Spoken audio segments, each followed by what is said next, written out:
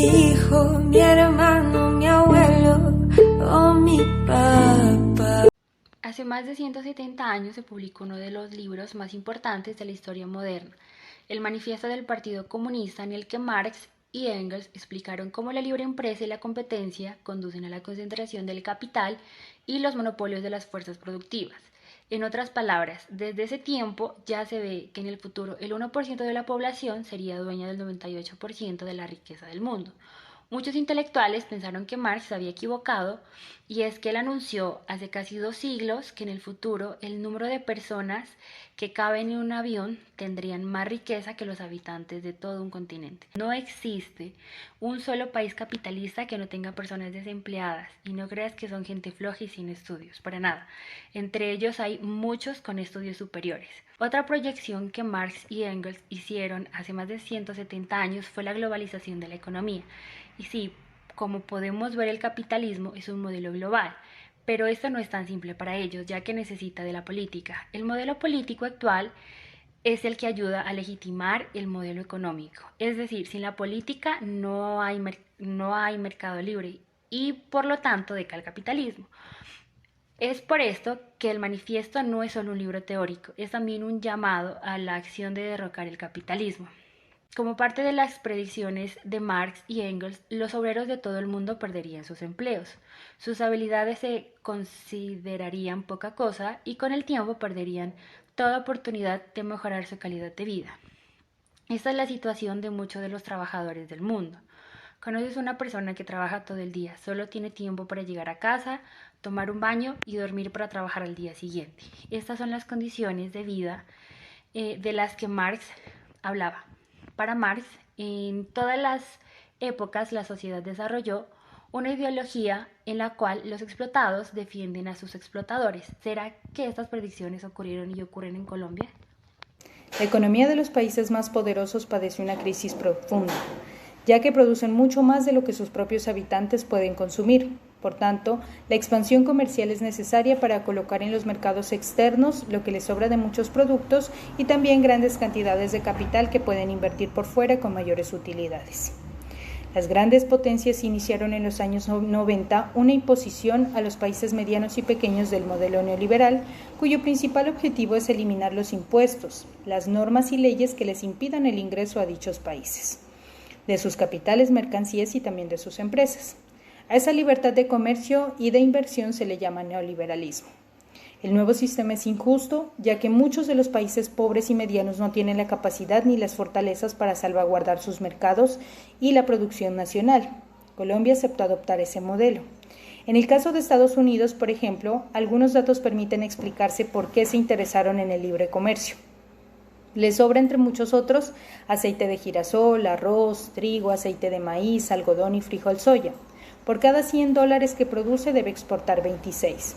Esa sobreproducción hace que el precio interno de las principales cosechas en Estados Unidos haya bajado considerablemente. Para compensar esa rebaja, se dan pagos estatales a los productores que les ayudan a recuperarse de las pérdidas y que son indispensables para el sostenimiento de la vida rural en Estados Unidos. Un informe reciente dice que mientras en los años 90 los países pobres redujeron en promedio los aranceles a casi la mitad, lo pasaron del 30% al 18%, los países más poderosos no los modificaron. Este hecho ratifica lo que la apertura ha sido para las naciones de más bajos ingresos. La dependencia que los países más pobres tienen de los préstamos de los más ricos hace que la recepción de créditos someta a que acepten todas estas políticas. A Colombia desde finales de los años 80 se le combinó a esto, y nuestros gobernantes lo han aceptado. Por las características propias de la producción agropecuaria y con mayor razón en el mundo capitalista, su sostenimiento y avance no es posible sin políticas estatales de apoyo, fomento y protección. Dichas políticas estatales deben cubrir desde la propia orientación de la economía, en los fundamentos de la política económica, hasta las áreas básicas de bienestar social y, desde luego, con disposiciones precisas sobre los aspectos decisivos en el sector agropecuario como crédito, tecnología, comercialización y precios, protección arancelaria, infraestructura, entre los más importantes. Es del resultado conjunto del diseño y la aplicación de estas políticas como se origina la capacidad nacional de competencia de los países para enfrentar los retos de la presente organización económica. No es fruto de la acción individual de cada productor o campesino. El objetivo primero de esa política estatal es, por encima de cualquier otra intención, garantizar la soberanía alimentaria del país. De ella depende en últimas de dónde y quién produce los alimentos para una nación. Los impactos negativos sobre la soberanía nacional que conlleva la pérdida de la autosuficiencia alimentaria pueden ser calamitosos en el curso de la propia existencia y autodeterminación de este país. Propiciar un modelo agrario en contra de esos postulados mayúsculos viola incluso lo dispuesto en la Constitución Nacional en el artículo 65, que nos habla sobre la debida protección de la producción nacional de los alimentos y constituye también un acto de traición a la patria. Aunque comúnmente se cree que la apertura económica fue solamente la reducción de los impuestos a las importaciones de productos agropecuarios extranjeros, algo ya hecho por gobiernos anteriores, puesto que la tarifa promedio para bienes agrícolas, que en 1991 era de 31.8%, para 1993 había bajado al 12.7%. La aplicación de un nuevo modelo económico llamado neoliberalismo trajo grandes y graves reformas. La primera fue la eliminación de los precios internos de sustentación para todos los productos. A partir de entonces, dichos precios se fijaron por el valor de las respectivas cotizaciones internacionales.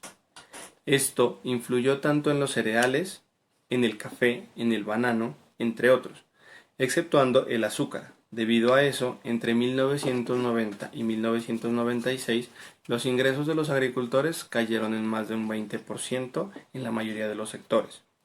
El precio del kilo de ganado en pie duró congelado 2 años seguidos, y en el arroz no se reportó ningún incremento real.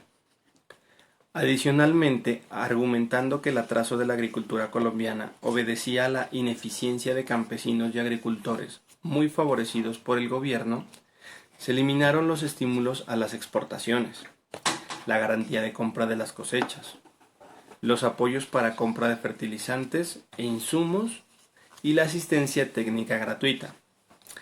También se sustituyó el escaso crédito de fomento agropecuario por crédito comercial, y las instituciones creadas en años anteriores se fueron desmontando.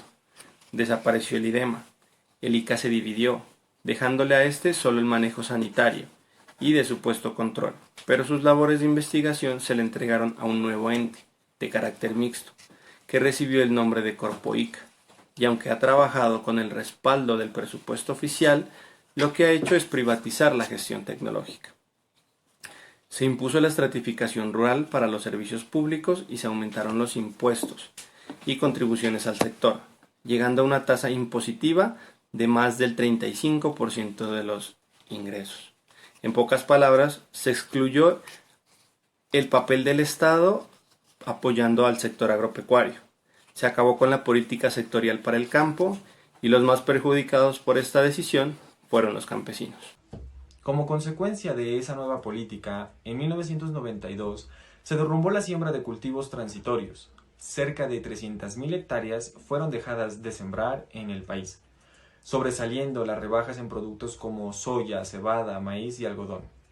Los rendimientos también descendieron en casi todos los renglones y la rentabilidad de los cultivos decayó, incluso para los exportables como el café, banano y aceite de palma. La producción agropecuaria creció pero muy por debajo de lo que lo había hecho en las décadas pasadas. Las que sí crecían eran las importaciones, que pasaron de valer cerca de 380 millones de dólares en 1991 a 1.900 millones en 1997. Las importaciones de trigo se multiplicaron por más de 2 veces, las de cebada se duplicaron, las de legumbres y vegetales se triplicaron, y las de arroz, soya, maíz, amarillo y algodón, de las que nos autoabastecíamos antes de la apertura, para 1997 ya valían más de 700 millones de dólares. Hasta nos invadieron frutas chilenas. El total de los géneros agrícolas importados como materia prima y procesados se acercó a los 6 millones de toneladas, 8 veces las de 7 años antes. En 9 años, las compras externas de maíz, cebada, trigo, soya, sumaron 18 millones de toneladas y las de todos los productos agrícolas llegaron a más de 26 millones.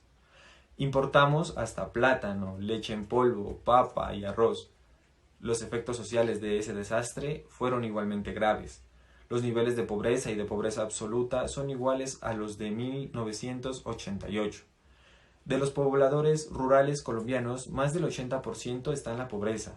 La distribución del ingreso ha decaído y en los municipios de la zona cafetera el índice de desarrollo humano, IDH, en 2002 era igual o inferior al de 1993, principalmente por la caída del ingreso por habitante, de las coberturas en la educación y salud y de la esperanza de vida relacionada también con el incremento de la violencia. Regalar la cosecha de papa, esa es la decisión que tomaron algunos agricultores de la localidad de Usme, luego de que el precio que pagan en abastos por bulto tocara los 10.000 pesos. Para sacar 2 bultos de papa a Corabastos hay que pagar 30.000 pesos. Recoger los mismos 2 bultos en la finca cuesta 28.000 pesos. Y esos 2 bultos los pagan a 20.000 pesos. A ese costo de producción y entrega hay que sumar el de los fungicidas, pago de créditos, entre otros gastos según los cultivadores. Los agricultores piden al gobierno distrital y nacional ayudar. Y piden ayudas también para que les permitan crear estrategias para no perder dinero en una cosecha y poder seguir también cultivando papa cundinamarquesa de calidad. También el presidente Bush tuvo muchísimo que ver, le puso mucho empeño, lo llamé, le agradecí. Y quiero aquí desde Caldas, Antioquia, también agradecerle al presidente Uribe. Él hizo un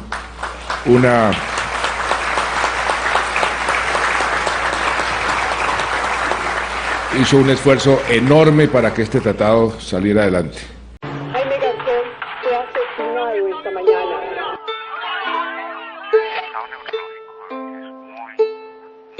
Sí.